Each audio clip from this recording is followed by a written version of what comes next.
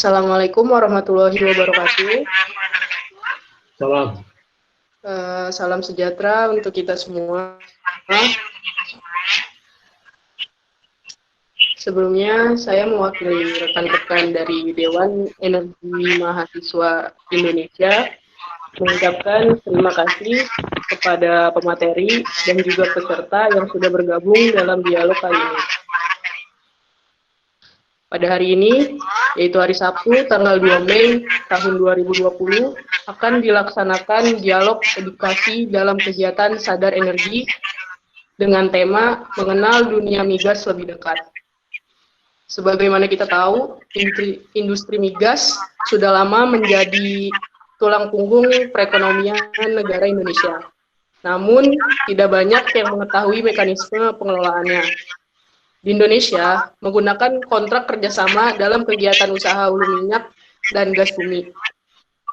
Seringkali muncul anggapan yang salah mengenai sistem pengelolaan migas di Indonesia. Untuk itu, dalam kegiatan Sadar Energi ini, marilah kita membahas dunia migas secara lebih dalam lagi. Dialog edukasi dalam kegiatan Sadar Energi ini akan disampaikan oleh narasumber kita yang luar biasa, yaitu Profesor Dr. Maizar Rahman. Selamat malam, Prof. Selamat malam. Bagaimana kabarnya, Prof? Alhamdulillah, baru makan enak tadi. Alhamdulillah. Sebelumnya, saya ingin memaparkan riwayat hidup dari Profesor Maizar Rahman. Beliau lahir di Bukit Tinggi, Sumatera Barat pada tanggal 8 Mei tahun 1948. Beliau merupakan seorang ahli perminyakan Indonesia. Beliau pernah menjabat sebagai Gubernur OPEC dan Acting Sekretaris Jenderal OPEC. Beliau berkuliah di jurusan Kimia Universitas Gadjah Mada, Yogyakarta, dan kemudian dilanjutkan ke Prancis. Di tempat yang sama, beliau memperoleh gelar Direktur Engineer dalam bidang sains petroleum. Selain pernah menjadi peneliti dan direktur di Lemigas, lalu Presiden Komisaris PT Chandra Asri Petrochemical, beliau juga menjabat sebagai komisaris di Pertamina. Oke, langsung saja kita mulai diskusi pada malam hari ini. Pada Profesor Maizar, waktu dan tempat dipersilahkan. Mbak Arindi, terima kasih, dan juga kepada yang kami banggakan, anggota Dewan Energi Mahasiswa Indonesia, dan saya juga terima kasih juga diundang untuk bisa di dalam dialog ini. Ya. Mudah-mudahan bisa bermanfaat. Ya. Jadi seperti dikatakan tadi, temanya, materinya menyangkut mengenai dunia migas. Dunia migas itu luas, ya, tidak hanya nasional tapi global. Jadi untuk memahami secara holistik, secara keseluruhan, kita akan coba melihatnya itu tadi sisi yang lebih luas, yaitu nasional dan global, dan juga terkait dengan energi. Karena apa? Migas itu merupakan salah satu energi yang utama di dunia ini. Oke, kita lanjut dulu, coba slide berikutnya. Silakan lanjut. Jadi saya akan bicara sedikit mengenai gambaran energi dunia, karena ini menyangkut hidup kita di masa depan, dan terutama untuk generasi muda yang mendatang ini, ya. Jadi tantangan global energi ini slide nomor 3 ya. Ya, oke. Tentang global energi, kita tahu bahwa hidup kita ini tergantung 3 hal utama. Pertama itu jelas itu bahan makanan, yang kedua itu air, ya, yang ketiga itu energi. Kalau satu ini nggak ada, salah satu nggak ada, wah, hidup kita sudah susah jadinya, ya. Jadi tantangan global energi ini banyak sekali sebetulnya yang harus kita perhitungkan di dalam menentukan kebijakan energi nasional kita. Misalnya peningkatan jumlah penduduk, peningkatan kemakmuran, gitu. Kemudian juga kita mengetahui sumber minyak juga terbatas, ya, dan hanya di beberapa negara, sehingga kita juga harus bisa mendekati negara-negara tersebut ya. Kemudian juga ketidakpastian cadangan minyak bumi dunia, geopolitik ya, itu sangat berpengaruh di dalam harga dan supply daripada migas ini. Kemudian fluktuasi dan spekulasi harga minyak. Sekarang kita melihat kalau dengan adanya COVID itu sendiri, harga minyak sangat terpengaruh. Mengenai investasi yang sering tidak pasti dengan fluktuasinya harga, isu lingkungan, gangguan produksi, dan cuaca. Pada musim dingin jelas harga minyak akan naik karena pemakaian energi meningkat. Lanjut, silakan.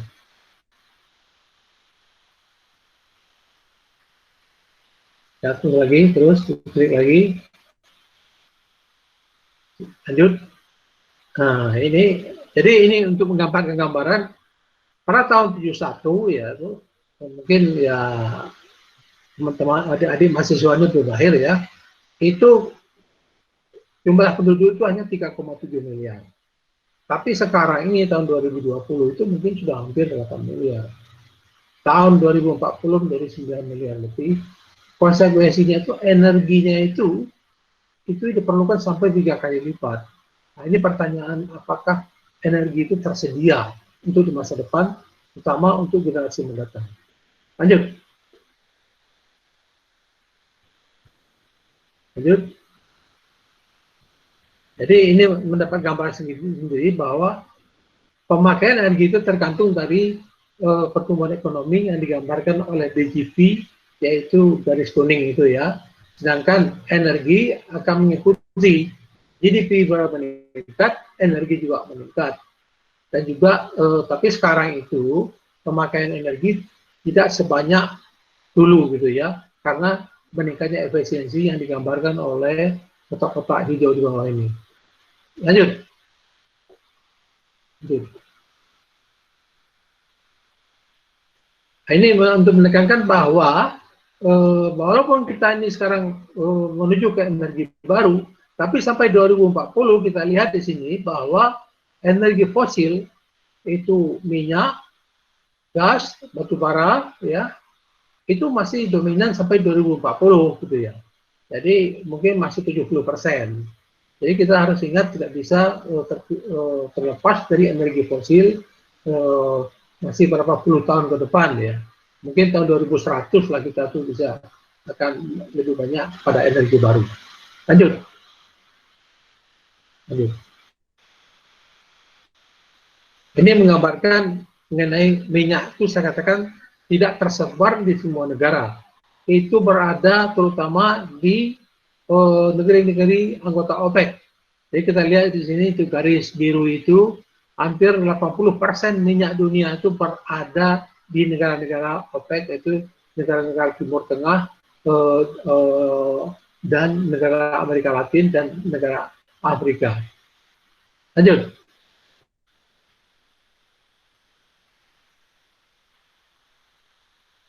Nah, ini menyatakan bahwa sekarang orang mengatakan bahwa sekarang kendaraan itu sudah kendaraan listrik gitu ya. Jadi tidak perlu BBM lagi. Tapi kenyataannya menurut prediksi sampai 2040 yang dominan sebagai bahan bakar untuk kendaraan itu masih BBM. Sedangkan listrik nampak di sini itu adalah di tanda biru itu masih sedikit. Dan itu masih terfokus di negara-negara maju ya. Saya rasa di Indonesia juga masih lama ya. Lanjut.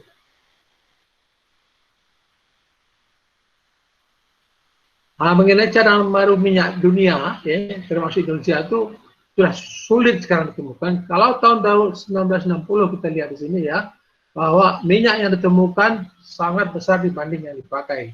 Sedangkan tahun 2000 ke atas sampai sekarang, minyak yang dipakai itu lebih besar daripada yang ditemukan.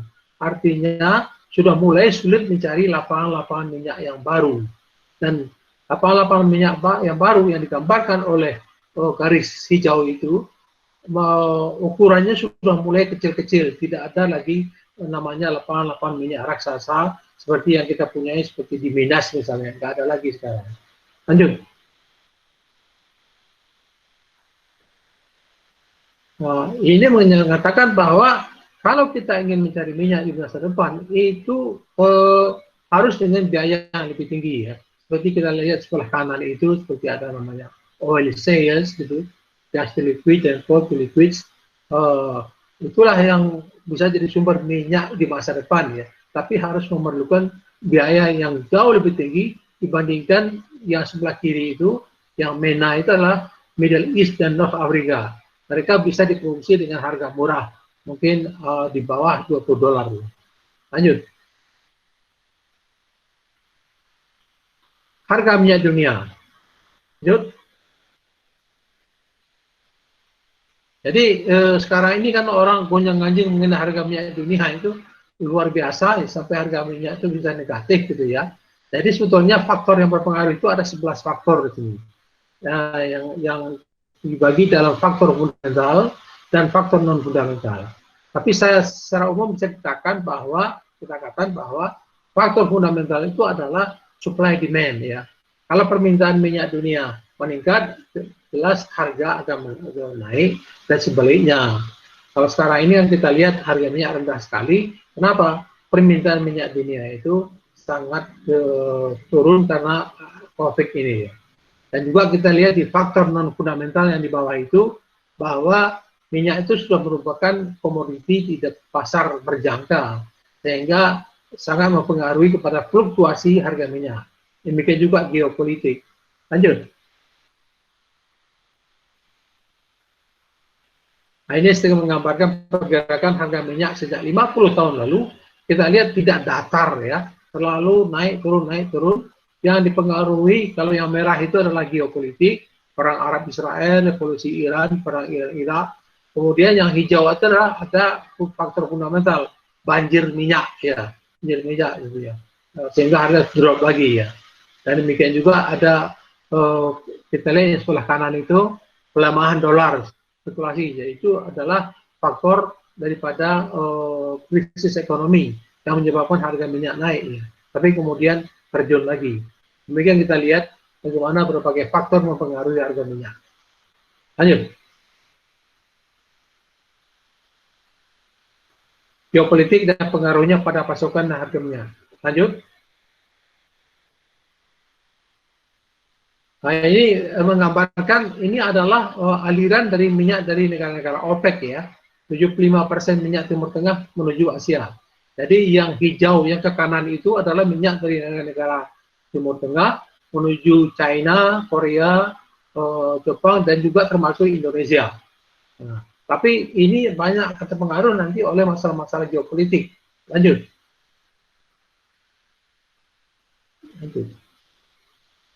Kenapa? Karena sumber minyak itu berada di Timur Tengah dan itu keluarnya itu adalah melalui teluk Persian Gulf, ya, teluk Persia.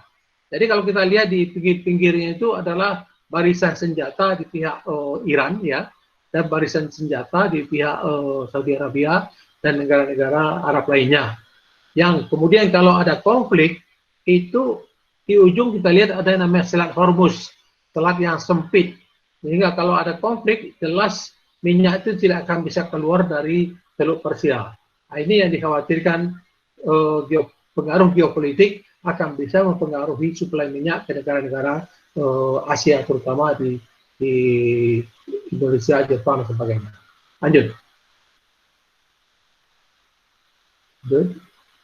Nah, ini contohnya. Baru saja tahun lalu serangan misterius di Selat Hormuz. Jadi 2 tanker itu diserang gitu. Kita nggak tahu siapa yang menyerang, apakah Amerika atau Iran, mereka saling tuding. Nah, ini satu contoh pengaruh geopolitik terhadap suplai minyak kita di Indonesia nanti. Karena kita itu kan impor sekarang. Lanjut.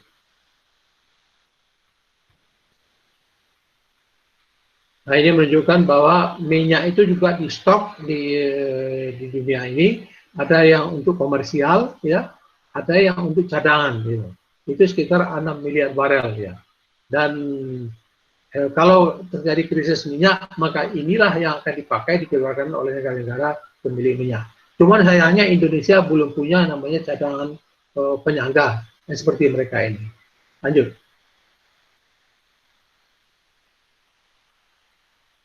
Nah, baru kita bicara tentang energi Indonesia dan kita sampai kepada migas nantinya. Lanjut.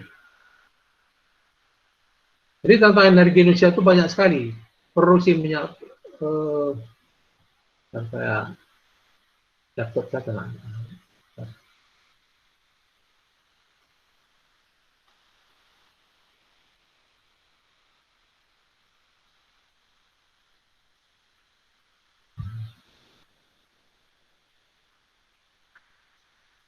Sorry ya.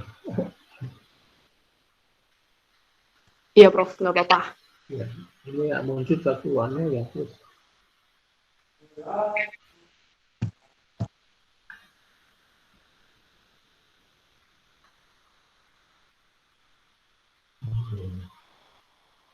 Oke. Oke, jadi produksi minyak terus menurun di Indonesia ini ya. Konsumsi makin besar, impor makin besar, cadangan penyangga energi yang saya sebut tadi belum tersedia, eksplorasi migas itu sekarang itu sedikit sekali, minyak yang ditemukan juga sedikit, ya. Investasi kurang kondusif, energi baru belum berkembang dengan baik, kurangnya infrastruktur, efisiensi pemakaian energi masih rendah, artinya kita masih boros ya. Terus energi baru juga masih rendah gitu. Artinya secara global ketahanan energi Indonesia masih lemah. Lanjut.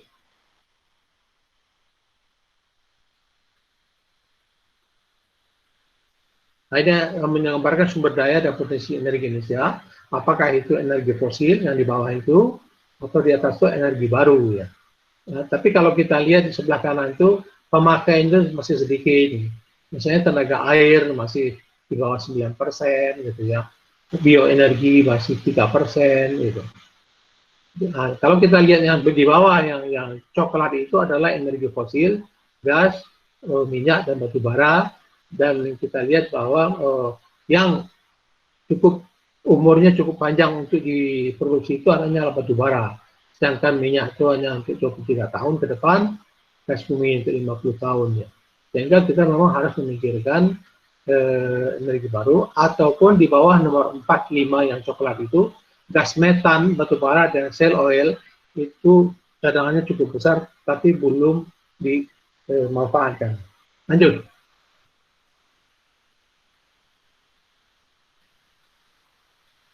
Jadi ini menggambarkan sedikit, orang mengatakan Indonesia itu negara minyak, itu bukan sama sekali. Saya tunjukkan ya.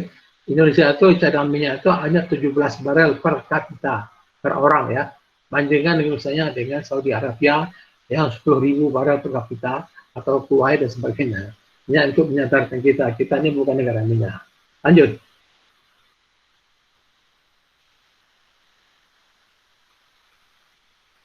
Nah ini artinya walaupun produksi minyak kecil, tapi sebetulnya masih ada potensi itu masih ada artinya, tapi belum dieksplorasi. Masih ada 74 cekungan ya, yang biasanya itu adalah tempat tersimpannya minyak, ya itu belum dieksplorasi. Itu satu harapan di masa depan kalau kita mempunyai kemampuan untuk melakukan eksplorasi. Lanjut.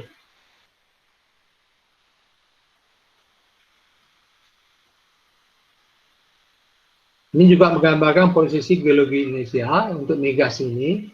Kalau kita lihat ini Indonesia itu yang adalah yang paling kanan itu ya. Deposit minyak itu kecil bandingkan dengan Timur Tengah yang raksasa gitu ya.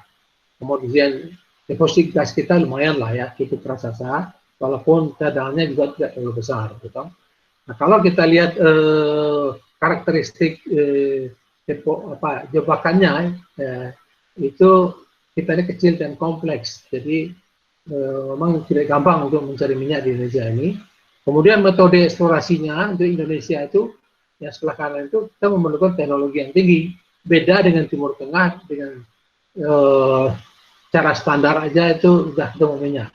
Ada suatu anekdot ya, ada orang Arab dia main golok, bolanya sampai di pasir, terus dia pukul, yang bolanya tidak terpukul tapi yang keluar itu minyak itu ya. Itu mengaparkan mudahnya minyak di Timur Tengah. Lanjut.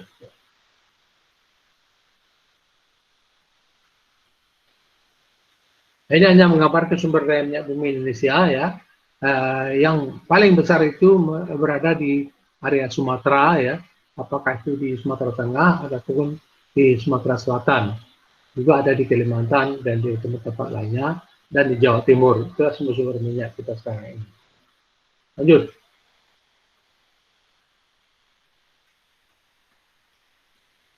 Kalau sumber gas juga demikian ya.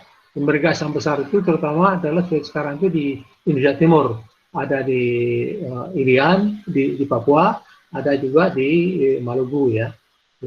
Kalau yang di daerah lain seperti di Aceh itu sudah habis ya. Masih ada sisa ya yang di Kalimantan masih ada ya. Lanjut.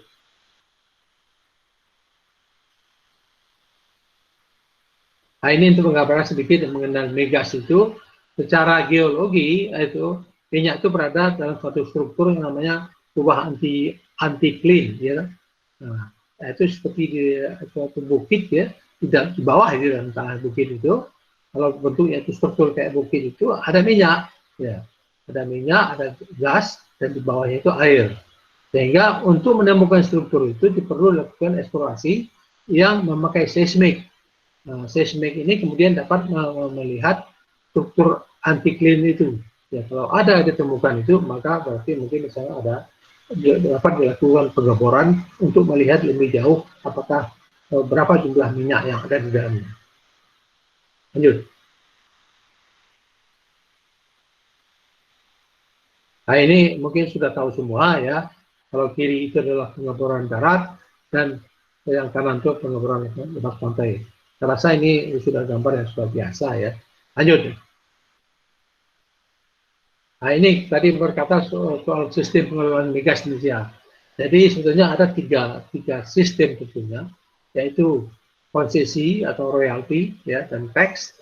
Kemudian yang tengah itu adalah production sharing contract atau kontrak bersama, dan yang kanan itu adalah service contract ya.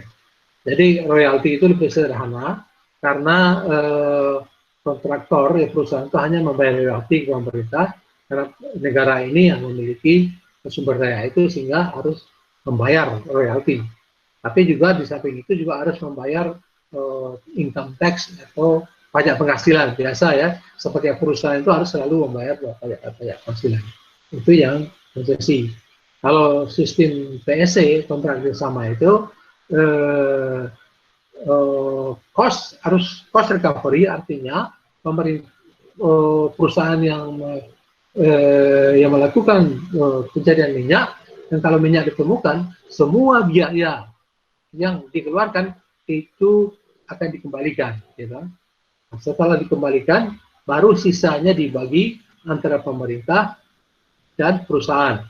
Tapi perusahaan itu sendiri dari hasil yang dia peroleh, dia juga harus membayar pajak setelah itu, income tax. Jadi itu bedanya. Nah, kalau service kontraknya di kanan itu biaya operasinya cost recovery diberikan, gitu. Kemudian mereka itu tidak mendapatkan bagi hasil, mereka itu mendapatkan upah. Ya, misalnya di dalam kontrak setiap barang yang ditemukan mereka mendapat upah $1 per barel atau $2 per barel. Itu namanya service contract. Jadi itulah tiga sistem pengelolaan migas di Indonesia. Lanjut.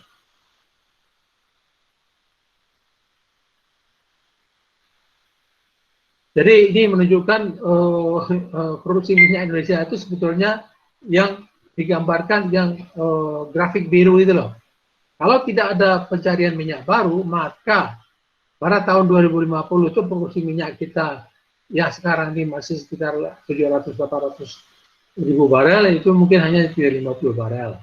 Sehingga perlu dilakukan kegiatan meningkatkan produksi, yaitu yang disebut EOR, Enhanced Oil Recovery, atau juga melakukan eksplorasi baru, yang abu-abu itu.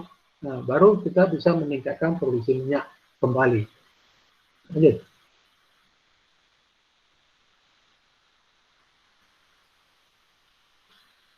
Ya, jadi itu menunjukkan tadi bahwa kalau produksi minyak kita tidak ditingkatkan, maka sampai 2050 mulai sekarang ya, jelas dari sekarang, itu yang grafik kuning itu, kita akan terus tergantung dari impor minyak. Makin lama makin besar. Bayangkan sekarang aja konsumsi minyak udah tahun 2025 sudah 2,2 juta barel, sedangkan produksi kita cuma 700 barel, sehingga kita harus mengimpor 1,5 juta barel, apalagi tahun 2050. Demikian situasi sekarang ini. Lanjut.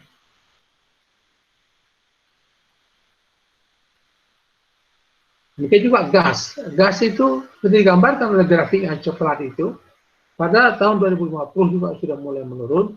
Kalau sekarang itu masih memproduksi sekitar 8 miliar kubik feet per hari, ya, nanti mungkin hanya tinggal 2.000.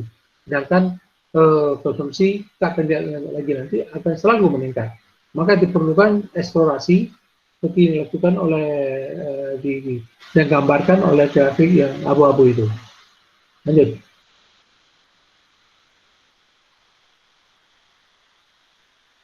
Nah, ini juga seperti halnya minyak. Mulai tahun 2022 Indonesia juga harus impor gas. Kenapa?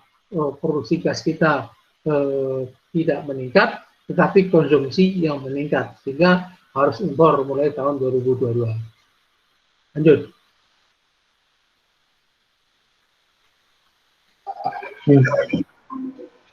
Migas, migas potensial, ya. Jadi perlu dilakukan eksplorasi. Jadi adalah dengan meningkatkan eksplorasi. Lanjut. Maaf sebelumnya itu yang mikrofonnya masih nyala, harap dimatikan terlebih dahulu. Oke, Prof, bisa dilanjut. Oke, nah, lanjut.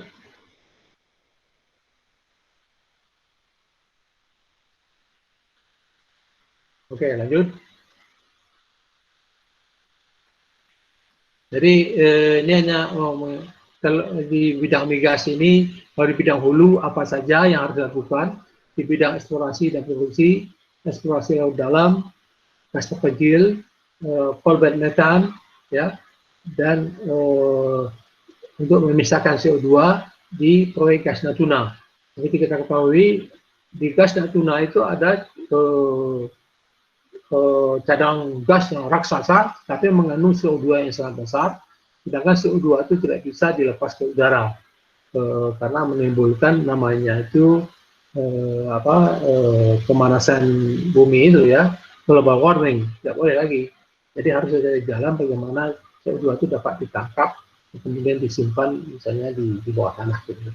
Jadi ini gambaran beberapa teknologi yang diperlukan dalam migas hulu. Lanjut.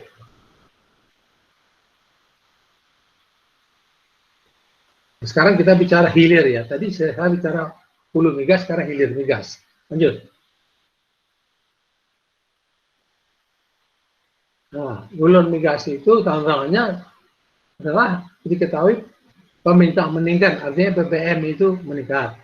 Dan yang diperlukan adalah produk dari budingan, ya. Jadi bukan minyak berat lagi, tapi minyak-minyak yang dipakai untuk kendaraan bermotor, ya. Kemudian kualitasnya harus makin meningkat untuk melindungi lingkungan. Kemudian petrokimia juga akan memerlukan banyak minyak. Sedangkan untuk keekonomian di dalam pengolahan minyak itu rendah, ya, sehingga susah mencari investor untuk itu. Dan kemudian juga perlu penerapan teknologi baru untuk bisa mengolah minyak dari batu bara dan sebagainya. Lanjut.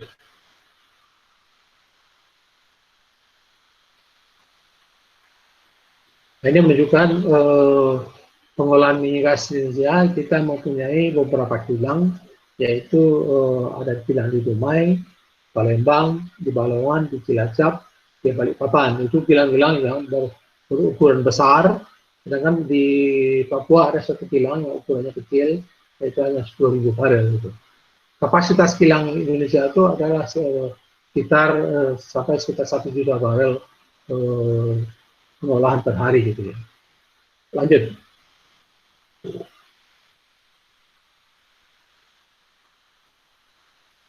Ini hanya menunjukkan bahwa tahun 2030 itu kita akan memerlukan 2,6 juta BBM, sedangkan pasukan kilang itu hanya di bawah itu yang biru itu, ya, hanya sekitar 700.000 barel per hari. Jadi kita akan memerlukan kilang baru ya, seharusnya hampir 2 juta barel kilang baru yang harus kita bangun. Kalau kita ingin memenuhi dari BBM dari produksi dalam negeri. Lanjut.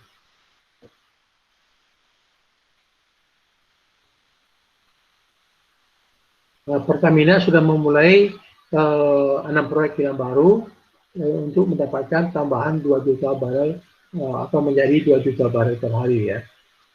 Jadi ada sekitar kilang-kilang yang sudah ada itu akan dikembangkan lagi, diperbaharui, diremajakan, dan juga ada 2 kilang baru yang akan dibangun, yaitu di Bontang dan di Tuban, 2 kilang baru ini.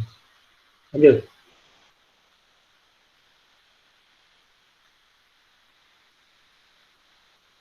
Ini menunjukkan bahwa minyak tidak hanya untuk BBM, tetapi juga adalah sebagai bahan baku untuk petrokimia.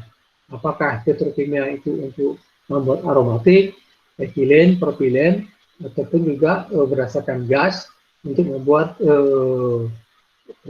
produksi lain, yaitu produksi pupuk, ya amonia, urea, dan sebagainya, dan membuat metanol, dan kemudian produk-produk turunannya.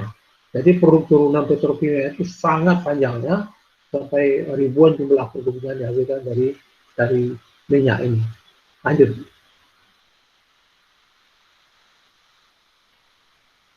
Jadi sini menggambarkan bahwa makin lama permintaan petrokimikal terhadap minyak ini akan terus meningkat. Sedangkan untuk kepentingan lain, untuk power misalnya yang ungu itu misalnya akan mengecil ya, akan mengecil. Ini saya lanjutkan, ini teknologi kilang ya. Jadi mungkin bagi teman adik-adik mahasiswa yang di kimia ngerti lah ini ya. Jadi ini ya, teknologi kilang ini betul-betul teknologi kimia sebetulnya ya. Ada namanya peningkatan autan, ada perengkahan ya, ada penghilangan sulfur, ada pembuatan minyak pelumas atau petrokimia ya. Jadi untuk ini harus selalu dikembangkan melalui penelitian teknologi ini. Lanjut.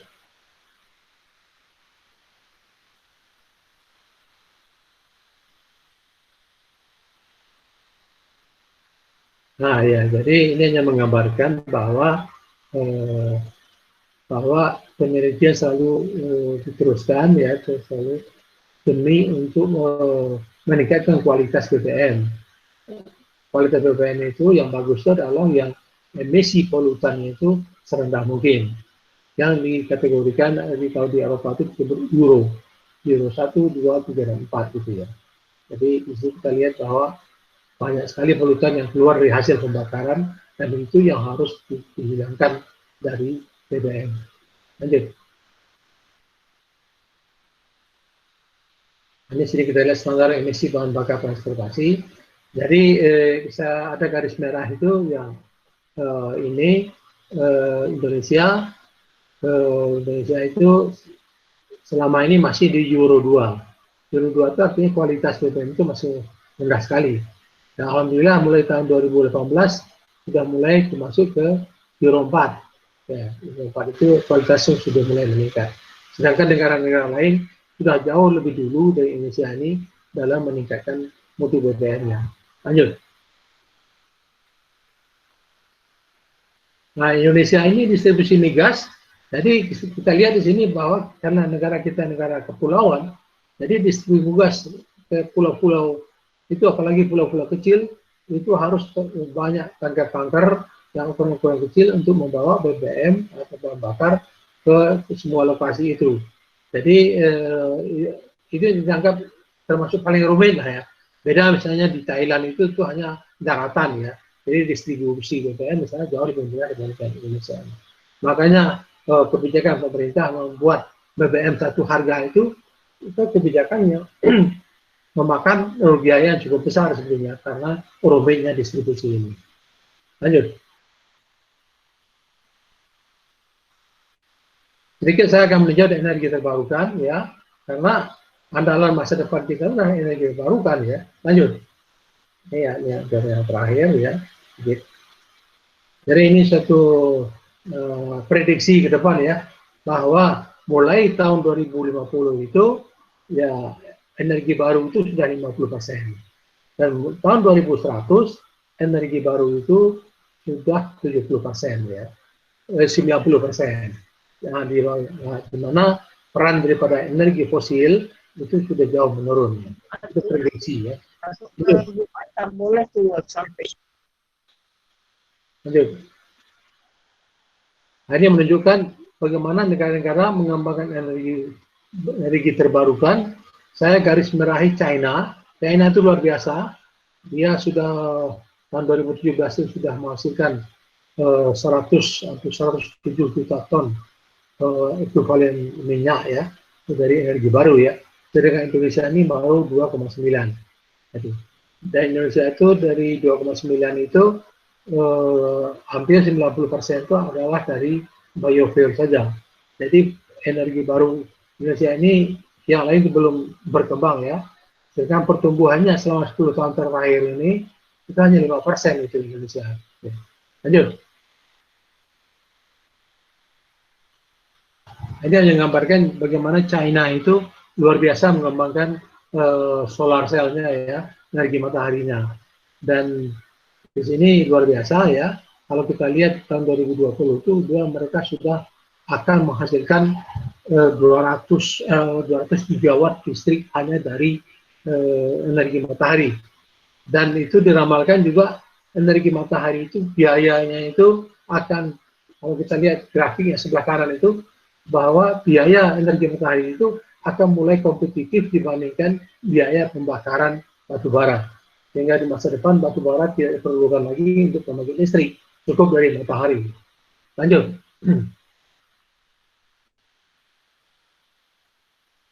Jadi ini suatu aja himbauan kembangkan energi terbarukan untuk Indonesia, untuk kemandirian energi Indonesia. Lanjut. Nah, ini suatu perkiraan yang kuning, yang biru itu diharapkan energi baru itu akan makin meningkat produksinya. Lanjut. Ini juga satu laporan dari pemerintah bahwa pembangkit EBT ini terus meningkat. Tapi ya yang kalau EBT untuk yang misalnya untuk matahari, mikrohidro, dan angin itu masih kecil ya. Yang mulai besar itu adalah bioenergi dan panas bumi. Lanjut.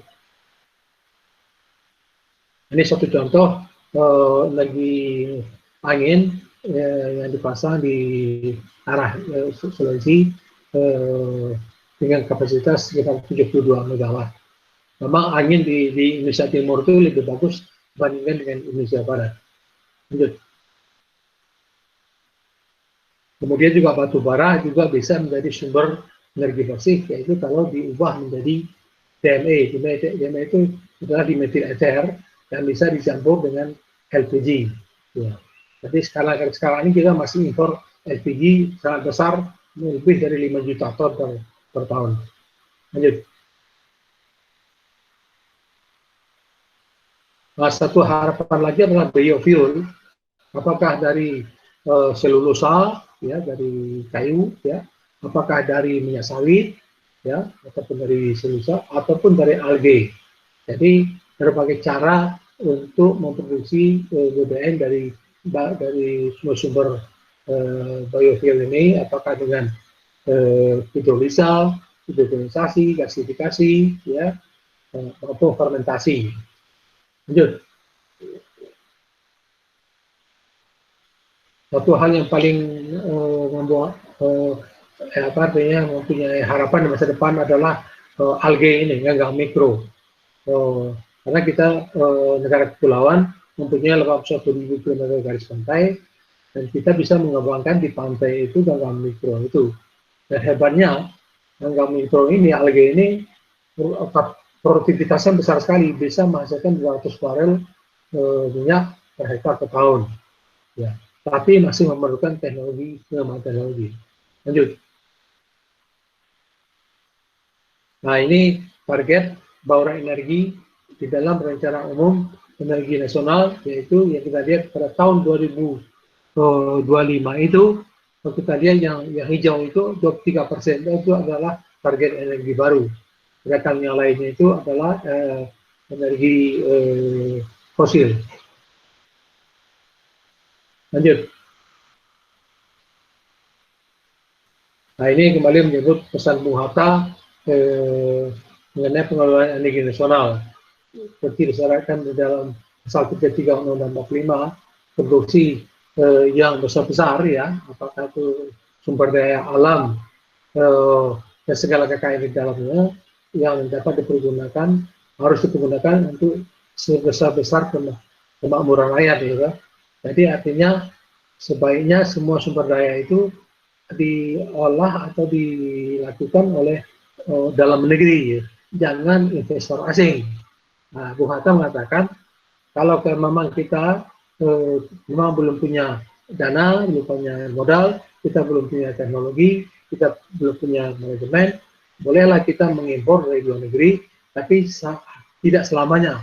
Pada suatu saat semuanya sudah dikuasai Indonesia dan sumber daya alam itu betul-betul semuanya dapat dinikmati oleh bangsa Indonesia sendiri. Lanjut. Jadi penutupnya adalah bahwa penduduk dunia sudah ya meningkat sehingga kebutuhan energi meningkat 3 kali ya. Energi fosil akan habis ya. BBM masih tetap mendominasi transportasi ya. Sedangkan pasokan minyak sangat ketat. Terus banyak negara fokus mengembangkan energi terbarukan, harusnya juga Indonesia gitu ya. Kemudian negara-negara lain sudah memiliki cadangan strategis untuk keadaan darurat. Indonesia belum. Nah, Indonesia harus memiliki nantinya gitu ya. Kemudian Indonesia sudah harus fokus investasi ke pengembangan energi terbarukan, terutama untuk pembangkit listrik. Kemudian juga eksplorasi migas Indonesia harusnya dapat menjanjikan kemandirian migas, artinya betul-betul digalakkan eksplorasi itu untuk menemukan sumber-sumber minyak baru. Dan ke-8 itu, sebagai importer migas, Indonesia sudah seharusnya memiliki cara strategis. Karena kita ini impor minyak ya, kalau ada terjadi semacam krisis seperti saya gambarkan di Selat Hormuz di Teluk Iran itu, maka impor akan terhambat. Dan kita harus punya cadangan yang bisa menggantikan kalau selama masa krisis itu. Ya sekarang kita masih belum punya. Lanjut. Nah ini untuk informasi dapat dari apa namanya itu website dari Kementerian Energi SDM. Lanjut. Terima kasih. Ini presentasi ini. Gambar saya waktu muda, dan sekarang udah setengah 2 tahun 2020. Terima kasih ya. Nah, sekarang saya kembalikan ke Mbak Arindi. Silakan Mbak. Oke, luar biasa sekali ya Prof, materi pada malam hari ini. Ya, terlalu lama ya, agak kelamaan. Iya Prof, ini kebetulan udah masuk pertanyaan, ada 3 pertanyaan. Yang pertama itu ada dari Mbak Wahyu Febriani. Mungkin Mbak Wahyu masih join? Bisa dinyalain mikrofonnya? Oke. Masih. Selamat malam Mbak Wahyu. Selamat malam. Oke, saya bacakan ya Mbak pertanyaannya. Ya. Oke, jadi pertanyaannya seperti ini Prof. Selamat malam Prof, perkenalkan saya Wahyu Febriani, izin bertanya, jika tadi dikatakan bahwa energi fosil berupa minyak, gas, dan batu bara diperkirakan sekitar masih mendominasi hingga tahun 2040. Nah, bagaimana seandainya jika sebelum tahun 2040 energi fosil tersebut sudah habis Prof? Itu pertanyaannya Prof. Terima kasih atas pertanyaannya. Ya, jadi sebetulnya di dalam grafik yang saya lihat tadi yang pertama tadi energi fosil yang terbatas jumlahnya itu ya kalau terutama minyak ya, minyak yang juga lokasinya berada di negara-negara Timur Tengah dan Afrika, dan semua itu anggota OPEC gitu ya. Dan itu adalah sumber-sumber minyak di mana biaya produksinya rendah. Tetapi kalau sumber-sumber minyak yang lain yang sulit dicapai, itu bisa juga diproduksi dengan biaya tinggi. Ya. Tergantung nanti apakah kita mampu memakai minyak dengan biaya tinggi. Itu aja sebetulnya masalahnya ya. Makanya sekarang itu negara-negara itu cenderung mempercepat lepas dari ketergantungan dari energi fosil dan mereka menuju kepada energi baru seperti digambarkan tadi oleh apa yang dilakukan oleh China ya. Mereka luar biasa dalam pengembangan energi matahari. Jadi itu jalan keluarnya. Kita harus fokus pada energi baru itu sebetulnya. Gimana, Pak Wahyu? Oke, bagaimana Mbak Wahyu? Apa ada yang ingin ditanggapi? Sudah. Terima kasih Prof atas jawabannya. Terima kasih. Tadi sudah masuk pertanyaan dari perempuan. Sekarang mungkin laki-laki dulu ya, Prof. Ya, ya. Dari Mas Irfan Hari Sulistyo, apa masih ada Mas Irfan? Mas Irfan Hari Sulistyo. Oke, sebenarnya mungkin belum tersambung. Oh, masih. Oke, pertanyaannya begini, Prof. Selamat malam, perkenalkan saya Irfan Haris. Izin bertanya, Prof. Ya. Apakah dengan rendahnya harga minyak dunia ini dapat mengganggu aktivitas produksi migas di Indonesia, terutama industri migas di sektor hulu seperti kegiatan eksplorasi? Itu pertanyaannya. Ya, jadi, artinya itu investasi di bidang migas itu sangat tergantung dengan harga minyak ya. Jadi contohnya di Indonesia, ongkos produksi itu termasuk murah di Indonesia dibandingkan negara lain ya. Kecuali dibandingkan Saudi Arabia itu kita lebih mahal ya. Menurut informasi dari SK Migas, biaya produksi migas Indonesia itu sekitar $18 per barel ya. Tapi kalau harga minyak sekarang ini masih 18 barel ya, jadi tidak untung sama sekali ya. Sehingga hanya capek aja yang memproduksi minyak ya, karena kadang-kadang biaya produksinya lebih mahal dari harga jualnya. Jadi itu yang menyebabkan investor itu sekarang tidak berani untuk melakukan investasi baru, tidak berani untuk mencari sumber minyak baru. Jadi kita harapkan ya harga minyak akan berbalik naik lagi sehingga industri perminyakan bergairah lagi untuk memproduksi dan mencari minyak baru. Rasa demikian, Mas. Lanjut ke pertanyaan selanjutnya, Prof. Ya, ya. Dari Kurniawan 67, apa masih ada peserta atas nama Kurniawan 67? Masih ada. Oke. Saya bacakan ya, Mas, pertanyaannya. Pertanyaannya seperti ini, Prof. Assalamualaikum, saya Lutfi Kurniawan. Saya izin bertanya, energi alternatif seperti biomasa atau biogas dan energi terbarukan seperti panas bumi, gas bumi, panel surya, dan lain-lain adalah energi alternatif pengganti energi dari fosil masa depan yang dapat dimanfaatkan. Bagaimana mengoptimalkan energi-energi tersebut di Indonesia, Prof? Ya, jadi sebetulnya seperti digambarkan tadi, potensi ya energi terbarukan itu besar sekali di Indonesia. Ya. Tapi kenapa tidak berkembang? Okay? Dan jelas ya, yang akan mengembangkannya akan membangun energi industri energi baru itu adalah perusahaan-perusahaan, gitu. Perusahaan-perusahaan itu akan tertarik mengembangkan itu kalau memiliki nilai keekonomian yang bagus, gitu ya. Artinya itu akan dapat dibeli oleh masyarakat. Masyarakat akan membeli energi baru itu kalau harganya lebih murah, lebih murah ya dibandingkan energi sekarang, gitu ya. Tapi sekarang saya BBM ya, BBM dijual dengan harga murah karena harga BBM Indonesia ini ya itu termasuk murah di Asia Tenggara, itu termasuk murah. Apalagi dibandingkan dengan negara Eropa, Amerika, di Eropa terutama ya, harga BBM kita itu 25% dari harga BBM di Eropa. Jadi dengan rendahnya harga BBM, energi baru tidak berkembang. Kenapa? Biaya produksi untuk energi baru itu sekarang ini jauh lebih besar dibandingkan energi fosil, BBM, gitu ya.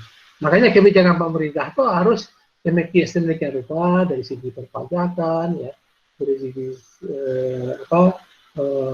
holiday, tax holiday, ya, dan berbagai kemudahan-kemudahan lainnya, sehingga setelah dihitung-hitung oleh investor bahwa energi baru ini masih memberikan keekonomian yang bagus, ya.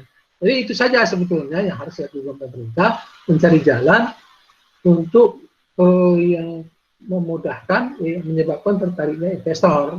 Ya, itu jawabannya, Mbak. Oke, bagaimana Mas Kurniawan? Apa ada yang ingin tanggapi? Tidak. Terima kasih ya, Prof. Ya, sama. Oke, pertanyaan selanjutnya dari perempuan ini, Prof. Mbak Amel Oki Sudrajat. Selamat malam, Mbak Amel.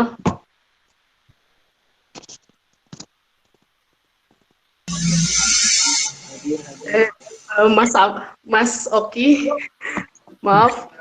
Iya, Mas. Laki-laki ternyata. Iya. Selamat malam, Mas. Iya, malam. Oke, saya bacakan ya pertanyaannya. Oke, pertanyaannya begini, Prof. Selamat malam, Prof. Saya Amel Oki Sudrajat dari Dewan Energi Mahasiswa Banyumas. Izin bertanya, Prof. Dalam RUEN untuk EBT pada tahun 2025 adalah 23%. Ya. Namun, saat ini masih jauh dari angka itu. Bagaimana yang harus dilakukan oleh pemerintah untuk bisa mencapai angka itu, Prof? Lalu, apakah ada sanksi jika tidak sesuai target angka tersebut? Pertanyaan yang kedua, ini mau dijawab satu-satu atau mau gimana nih, Prof? Yang kedua sekalian apa? Oke. Pertanyaan yang kedua begini, Prof. Beberapa waktu yang lalu saya mengikuti diskusi tentang pembahasan RUU Minerba. Di dalam pembahasan itu ada paparan slide yang menarik, Prof, tentang kebijakan energi kita mau tidak mau harus berbasis lokal. Sebab current account defisit kita disumbangkan dari pembelanjaan dolar kita yang sangat besar, sementara ekspor energi kita untuk mendapatkan dolar semakin terbatas. Itu adalah kasus BBM dan crude. Batu bara mau tidak mau harus merupakan tulang punggung energi kita, karena kita tidak punya pilihan lain. Begitulah, Prof, isi paparan slide-nya, Prof. Bagaimana menurut Prof tentang hal ini? Ya, oke. Oke, silakan dijawab, Prof. Yang pertama mengenai energi baru kan tadi ya, sasaran kita 23%, tapi sekarang itu memang 23% tahun 2025 ya. Sekarang ini mungkin ya sekitar antara 11 sampai 13% lah ya. Jadi masih jauh ya, padahal waktunya tinggal 5 tahun ya. Jadi memang pemerintah harus menggalakkan ya sekuat mungkin energi baru itu, mungkin mencari yang termudah apa misalnya. Yang cukup besar itu misalnya panas bumi itu kan energi baru. Pemerintah harus melalui Pertamina dan perusahaan-perusahaan lain harus bisa menggalakkan pemakaian panas bumi ini untuk menghasilkan listrik ya. ada energi lain seperti biofuel. Sekarang itu kan biofuel itu terutama dari minyak sawit kan. Jadi minyak sawit itu tidak seluruhnya diekspor, tapi sebagian diubah menjadi namanya solar sawit. Nah, itu yang disebut orang dicampurkan 30% ke dalam BBM, makanya disebut B30 ya, 30% minyak sawit itu. Dan itu pemakaian 30% minyak sawit dicampur kepada solar kita, itu menghemat devisa cukup banyak. Artinya itu kalau enggak ya kita harus impor lagi, dan impor itu menggerogoti devisa kita, dan itu jumlahnya miliar dolar. Nah, itulah ada misalnya minyak solar sawit ini. Nah, itu salah satu cara gitu ya. Dan energi baru lainnya itu ya harus, memang pemerintah tidak bisa diminta juga untuk melakukan itu. Pemerintah hanya sebaiknya itu membuat kebijakan yang membuat pengusaha itu berlomba-lomba untuk mengembangkan energi baru. Nah, seperti saya bilang tadi soal harga tadi ya. Kalau harganya energi baru yang dihasilkan masih lebih di atas harga BBM, ya akan berkembang. Jadi pemerintah harus mencari jalan-jalan bagaimana biaya produksi energi baru itu dapat ditekan ya dengan berbagai dukungan investasi, dukungan pajak dan sebagainya, sehingga bisa berkembang. Itu satu cara ya. Yang kedua mengenai perubahan rancangan undang-undang minerba, ada katakannya kebijakan yang berbasis lokal mengenai dolar yang dipakai untuk impor ya,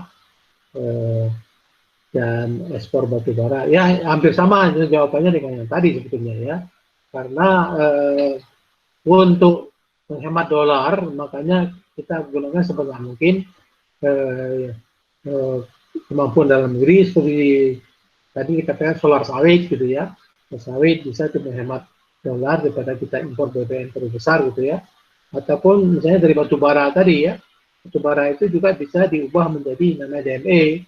DME itu bisa menggantikan LPG yang sebagian besar selama ini kita impor, dan itu juga menghabiskan devisa. Saya rasa itu yang kebijakan berbasis lokal, itu artinya semua sumber daya yang ada di dalam negeri itu harus kita daya gunakan, sehingga kita tidak impor terlalu banyak lagi. Kira-kira begitu mungkin jawabannya. Oke, bagaimana Mas Oki? Apa ada yang ingin ditanggapi? Cukup, Mbak. Terima kasih, Prof. Oke. Oke, selanjutnya pertanyaan dari Mas Wega. Mas Wega? Oh, masih ada. Oke. Nih, saya paparkan ya Mas pertanyaannya. Oke, pertanyaannya seperti ini Prof. Bagaimana nasib energi ke depan menurut Prof akibat dari pandemi coronavirus ini? Apakah ada the new normalnya di bidang energi, mengingat seperti Cina sekarang sudah memutuskan untuk membatalkan patokan dolar dalam bursa mereka? Adalah berita yang sangat mengejutkan dan lain-lain. Ya, jadi begini, seperti digambarkan tadi di grafik, di presentasi yang tadi dalam grafik, bahwa harga minyak itu tidak pernah stabil datar ya. Selama 50 tahun terakhir itu harga minyak itu melonjak tinggi sekali, kemudian terjun rendah sekali gitu ya. Nah, sekarang nih saatnya harga minyak ini terjun ya. Nah, kalau kita lihat tahun 2008 harga minyak bisa mencapai $140 ya, tapi tiba-tiba terjun lagi sampai $30 gitu ya. Tapi kemudian dengan kebijakan negara-negara OPEC yang kemudian memotong produksi sehingga terjadi keseimbangan supply dan demand ya, permintaan dan pasokan ya, keseimbangan permintaan, harga menjadi bisa stabil lagi, bisa naik-naik lagi begitu ya. Tapi kemudian Amerika telah memproduksi namanya minyak sertih atau shale oil yang meningkat hampir 1 juta barel per tahun. Jadi sekarang itu sudah 8 juta barel produksi minyak dari Saudi Oil dari Amerika itu, dan itu juga menyebabkan harga minyak jatuh gitu ya, jatuh. Tapi kemudian harga minyak terus walaupun jatuh, kalau harganya jatuh di bawah 60, produksinya berhenti, produksi daripada shale oil itu, karena biaya produksinya $60. Jadi bisa kita perkirakan harga minyak ke depan itu mungkin dalam waktu agak lama ya, bukan dalam waktu setahun gitu ya, akan kembali ke sekitar $60 gitu. Nah, mengenai mata uang renminbi China itu ya memang sesuatu yang baru yang mengejutkan semua orang. Kita nggak tahu ya bagaimana ya akan terjadi nanti.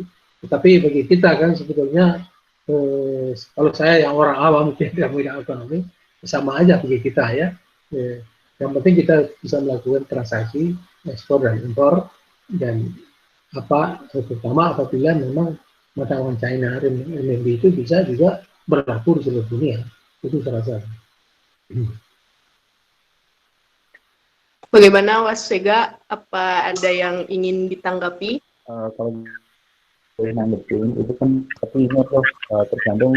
Kalau kemarin kan yang harganya turun itu OPEC bisa menanggulangi. Nah, kita tahu sekarang OPEC ini ada muncul kekuatan baru di luar OPEC-nya, yaitu Rusia, China dan lain-lain. Nah, kira-kira kalau Profesor tadi bilang kita bisa bangkit lagi 1 tahun ke depan, itu kira-kira skenario-nya gimana ya, Prof?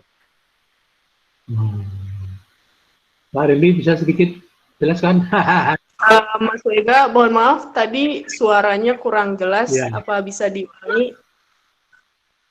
Coba cek. Mic-nya didekatkan. Ya, Mas Vega. Oke. Coba. Ini Gimana, Bro? ya? Udah jelas? Coba Mas Vega. Cek. Gimana, Bro? Jelas? Jelas? Halo? Ya. Halo? Ya. Ya, oke. Gini Prof, tadi kan Prof sudah bilang 1 tahun ke depan kita bisa pulih lagi. Kalau yang kemarin kita pulih itu gara-gara kita ada OPEC. Nah, sekarang kita tahu OPEC itu ada harga yang non OPEC. Contohnya Rusia, China, dan lain-lainnya. Di mana skenario-nya supaya nanti harga minyak itu stabil lagi. Atau nanti apakah ada kemungkinan itu minyak itu nggak bangkit lagi dan nanti bisa replace sama renewable energy. Kita tahu bahwa sekarang semua fosil itu turun semua kecuali renewable yang grafiknya naik. Gitu, Prof. Saya jawab dengan apa yang ketangkap. Mungkin. Soalnya suaranya kurang jelas nih Mas Vega. Iya. Di saya juga kerasa kerusuk gitu. Iya. Jadi ya kembali soal harga minyak Mas ya. Jadi ya menurut pengalaman harga minyak itu memang naik turun ya. Dan kita lihat beberapa waktu yang lalu OPEC itu ingin memotong produksi supaya harga minyak naik lagi kan. Tetapi kalau hanya OPEC yang memotong produksi itu tidak akan berpengaruh pada harga minyak karena banjir harga minyak di dunia ini kan. Sehingga waktu itu OPEC meminta Rusia ikut serta memotong produksi, tapi Rusia nggak mau, sehingga akhirnya Saudi Arabia menjadi marah gitu ya, malah Saudi Arabia malah meningkatkan produksi dan menurunkan harga gitu ya. Jadi terjadi perang harga antara sesama negara produsen. Nah sekarang kedua negara itu sudah saling mengerti akibatnya dengan harga minyak yang jatuh sekarang ini. Nampaknya mereka mulai berteman lagi. Nah, ada kemungkinan ke depan ini mereka akan memotong produksi lebih besar. Saudi Arabia memotong dan Rusia juga memotong. Saya kira begitu Mas. Mudah-mudahan nih bisa menjawab pertanyaannya masih susah. Gimana Mas Vega? Apa ada yang ingin ditangkap lagi?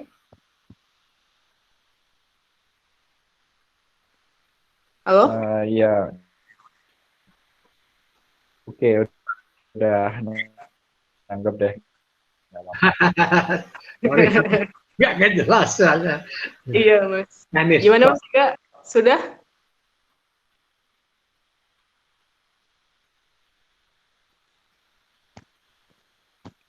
Sudah oke, terima kasih. Oke, sama-sama Mas. Ini ada pertanyaan lagi, Prof. Hmm, dari dari Mas Febri Rusnal. Ya. Ya, izin bertanya, Prof. Ini pertanyaannya seperti ini, Prof.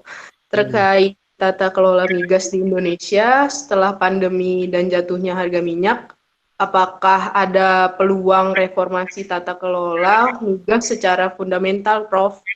Terima kasih. Ya, harapan kita demikian ya. Ada perubahan tata kelola yang bisa mendorong investasi baru ya. Yang bisa mengundang investor apakah dari dalam negeri atau luar negeri untuk mulai mencari minyak baru gitu, mulai eksplorasi. Itu yang kita harapkan ya. Ya sebetulnya tata kelola itu sangat tergantung dari undang-undang migas yang ada sekarang ini. Karena undang-undang migas yang sekarang ini dianggap perlu direvisi gitu ya. Dan sebetulnya rencana revisi itu sudah akan dilakukan pada waktu zaman Pak Jokowi yang pertama tahun 2015 itu. Tapi sampai habis masa apa namanya itu 5 tahun itu DPR masih belum berhasil mengeluarkan undang-undang baru gitu. Jadi kita harapkan mulai sekarang ini DPR akan memulai lagi untuk menghasilkan undang-undang migas baru yang bisa memicu investasi di bidang migas. Demikian, Mas. Oke. Apa ada yang ingin ditanggapi dari Mas Febri Rusnal? Ya, terima kasih Bu moderator. Jadi gini, Prof. Ya sebenarnya kan dengan apa? Dengan kurang atraktifnya industri migas. Ya. Kita berharap bahwa ya kayak misalkan tadi penundaan revisi undang-undang migas itu kan pasti ya ada kepentingan ya. Pasti ada kepentingan ya, ada kepentingan. Maksudnya kita sih berharap dengan kurang interaktif atau kurang atraktifnya atau kurang menariknya industri migas ini, kita bisa membenahi secara lebih fundamental ya kan, ya salah satunya itu dengan undang-undang migasnya maksudnya, dan mengarahkan kepada kemandirian, bahkan bukan cuman kepandirian tapi lebih yang lebih ternasionalisasi lah istilahnya. Mungkin terlalu ekstrim ya maksudnya gini, saya yakin dengan harga minyak yang seperti ini investasi tidak menarik, maka investor-investor asing juga mungkin akan banyak, dan beberapa sepengetahuan saya ada beberapa investor yang sudah menyatakan force major karena ada pandemi ini, contohnya yang kayak di Sepinggan kalau nggak salah ya Prof ya. Terus saya dengar Eni karena Italia terkena lockdown, dia menyatakan bahwa ini force major, kita nggak bisa lanjutin proyeknya sementara waktu. Nah, maksudnya ini kan ada peluang, kalau menurut saya peluang untuk kita benahi secara sistemik ya, tapi memang susahnya itu Prof ya, terkait dengan aturan undang-undangnya yang memang harus dirubah. Terima kasih Prof tanggapannya. Terima kasih Bu Moderator. Cukup saya rasa. Ya, terima kasih Mas. Ya. Sama-sama. Terima kasih atas pertanyaannya. Ya, mungkin ini ada pertanyaan terakhir Prof dari Davian Isandira. Apa masih join? Masih. Oke, baik Mas. Saya bacakan ya Mas pertanyaannya. Jadi gini Prof, pertanyaannya. Selamat malam Prof, saya Davian izin bertanya. Apakah memungkinkan perusahaan Pertamina membangun sendiri kilangnya untuk mengurangi impor migas? Jika dikaji dari sisi biaya dan keuntungannya, lebih untung mana jika dibanding dengan impor? Terima kasih. Ya, biasanya kita impor itu misalnya selalu harganya itu mengacu kepada harga di Singapura yang disebut MOPS itu ya. Dan itu Singapura itu selalu melihatnya itu harga itu berdasarkan harga dari kilang gitu ya. Tentu juga harus memperhitungkan keuntungan kilang gitu ya. Kemudian kita mengimpor dari misalnya dari apakah dari lokasi Singapura gitu ya. Kemudian dibawa ke Indonesia, tentu juga ada biaya transportasi gitu ya. Sehingga dan kita akan tergantung sekali dengan fluktuasi harga gitu ya.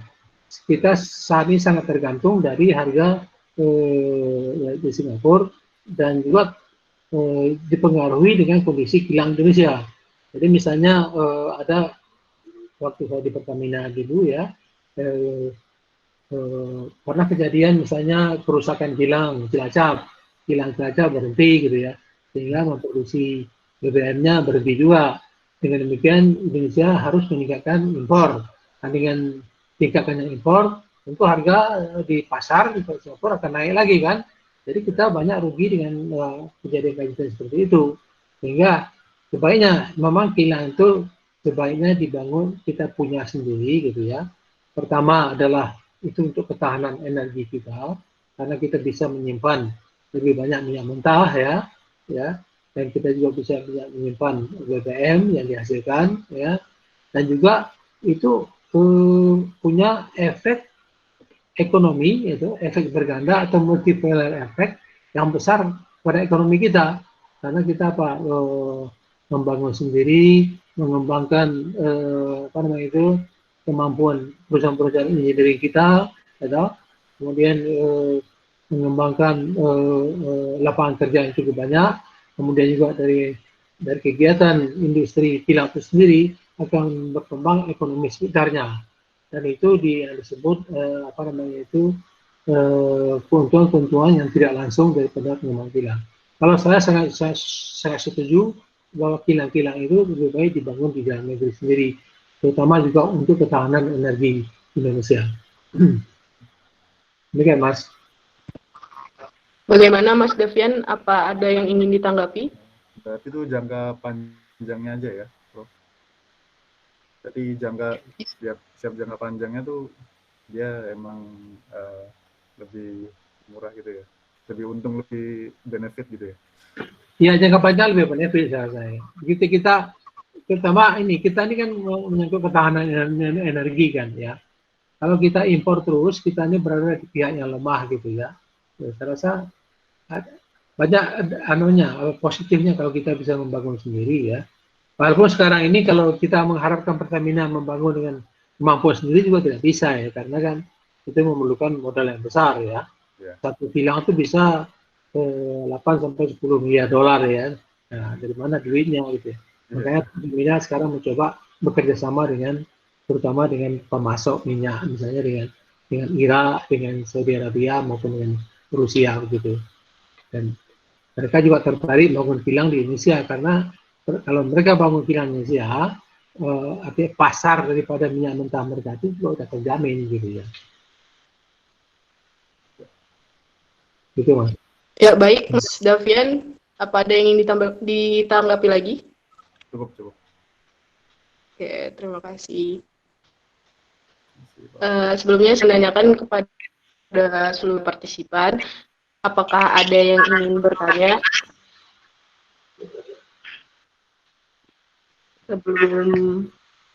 Oh, ada nih, Prof, satu pertanyaan lagi. Gimana, Prof? Ya, saya tidak apa-apa. Ini dari Ari Heriana. Selamat malam, Mas Ari. Malam, Mbak Rindi. Oke, saya bacakan ya pertanyaannya. Baik. Oke, pertanyaannya seperti ini, Prof. Selamat malam, perkenalkan saya Ari Heriana. Pertanyaan saya adalah terkait dengan energi baru terbarukan, upaya apa yang harus dilakukan oleh semua elemen baik masyarakat dan pemerintah dalam hal ini pembuatan regulasi dan kebijakan energi untuk mempercepat pemanfaatan EBT secara luas tanpa melupakan pengelolaan migas, yaitu bahan bakar fosil, yang tidak bisa kita pungkiri merupakan suplai energi terbesar yang dibutuhkan oleh masyarakat di Indonesia. Ya, jadi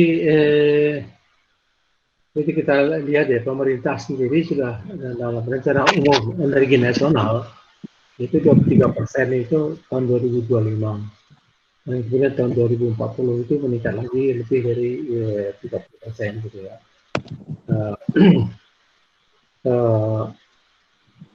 Di sini pengembangan energi, apapun jenis energi, ya, baik migas maupun yang lainnya, energi baru, itu hukum ekonomi berlaku saya sebetulnya.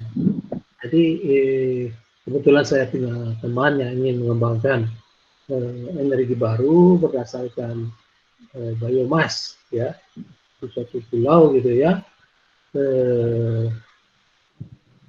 diperhitungkan biaya operasinya, biaya investasi, biaya operasi, gitu, biaya pegawai dan sebagainya itu harga listrik yang dihasilkan itu masih di atas harga yang dibolehkan oleh pemerintah gitu.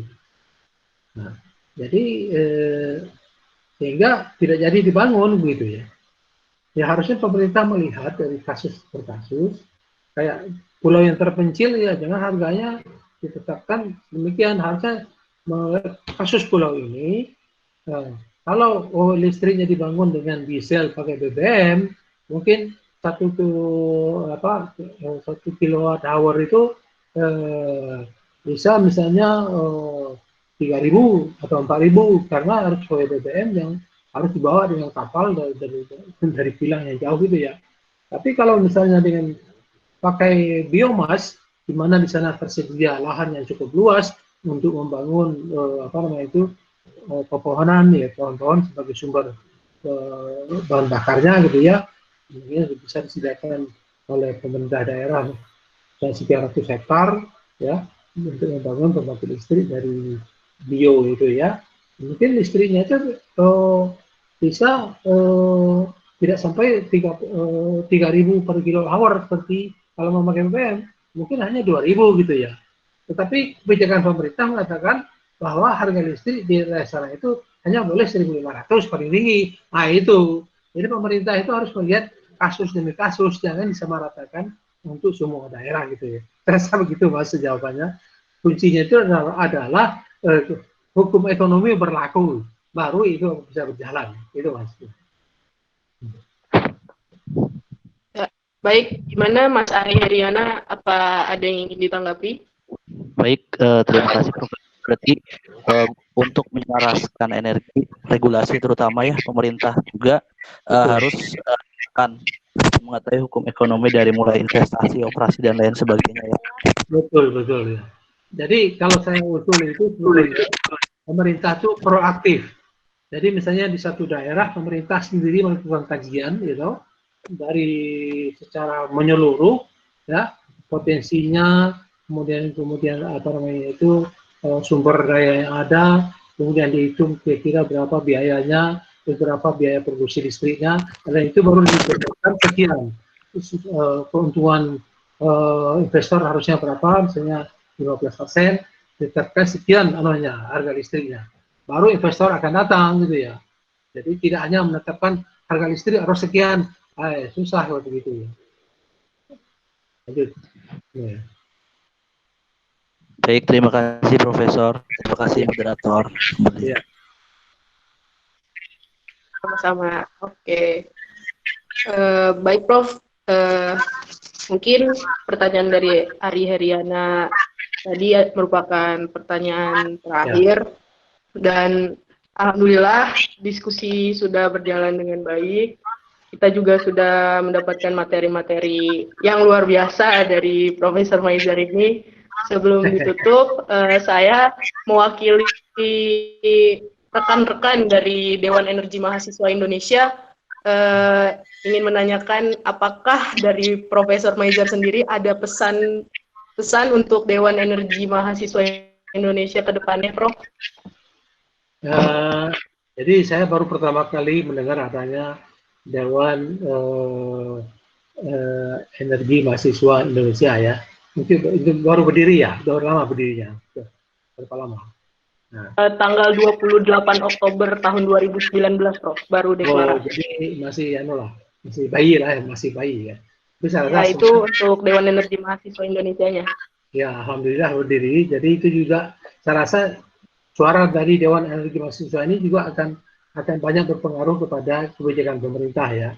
Karena pemerintah itu mendengar, artinya wakil-wakil rakyat di DPR juga akan mendengar masukan-masukan dari Dewan Energi Mahasiswa Indonesia ini.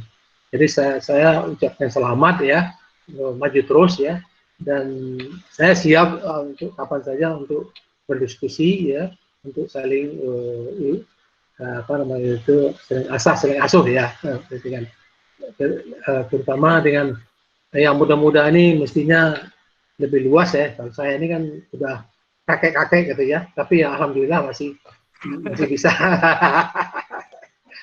sedikit memberikan masukan. Jadi selamat ya, silakan maju terus. Amin. Mohon arahannya, Prof. Oke. Ya, mudah-mudahan materi yang disampaikan oleh Profesor Maizar pada hari ini bermanfaat untuk semuanya. Saya sekali lagi mengucapkan terima kasih, Prof. Namun sebelumnya ada ini nih, Prof. Ada pesan dari Pak Ari Gumilar. Selamat malam, Kang Ari Gumilar. Ari. Beliau merupakan presiden. Ya, Prof. Kang Ari bilang mohon Prof berkenan jadi penasehat BEM Indonesia. Siap. Yeah. Okay. Nah ini saya ada buku saya ya, namanya Dari Penelitian ke Korporasi dan Diplomasi Energi. Ada buku saya ya. Tapi yang cetakannya sudah habis. Bisa saya kirim PDF-nya kalau misalnya berminat ya. Saya kirim ke Mbak Arimbi untuk dibagi-bagi sama teman-teman gitu ya. Ya, siap. Siap, Prof. Nanti lewat Arimbi Cahya ya, Prof. Oke. Oke, Prof. Saya sekali lagi mengucapkan terima kasih atas waktu yang telah diberikan Prof untuk memaparkan materi yang sangat luar biasa pada malam hari ini. Sehat selalu untuk Profesor. Amin.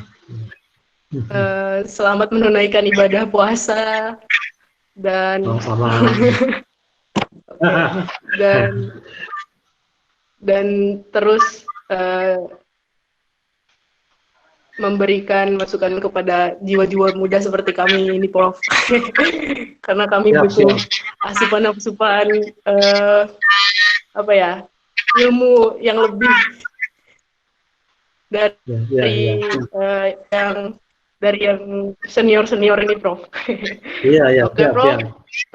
Sekian dari saya, kurang dan lebihnya saya mohon maaf. Wabillahi taufiq wal hidayah. Assalamualaikum warahmatullahi wabarakatuh. Waalaikumsalam warahmatullahi wabarakatuh. Untuk partisipan, jangan lupa follow Instagram Dewan Energi Mahasiswa Indonesia. Di situ terdapat info-info menarik seputar energi dan kegiatan-kegiatan yang dilaksanakan oleh BEM Indonesia ini. Terima kasih. Terima kasih.